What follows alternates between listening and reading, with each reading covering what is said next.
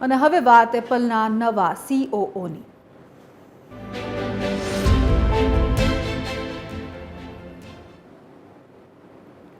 તો એપલે તેના નવા COOની જાહેરાત કરતાં જ દુનિયાભરમાં હાલમાં એક જ નામ ચર્ચામાં છે, જે નવા CEO તરીકે મૂળ ભારતના સાહિબ ખાન નિમણૂક પામ્યા છે.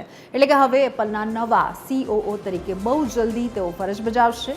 જેક વિલિયમ્સ આ મહિનાના અંતમાં નિવૃત્ત થઈ રહ્યા છે અને ત્યારબાદ તેમના કામની તમામ જવાબદારી સાબિહ ખાન સંભાળશે. તેમની પસંદગી કરવાથી હવે લોકોમાં એ વાતનું કુતૂહલ જાગી રહ્યું છે કે શું હવે એપલના નવા CEO તરીકે પણ તેમની પસંદગી કરવામાં આવશે. જો કે ટીમ કુક નિવૃત્ત ન થાય ત્યાં સુધી એ કહેવું મુશ્કેલ છે.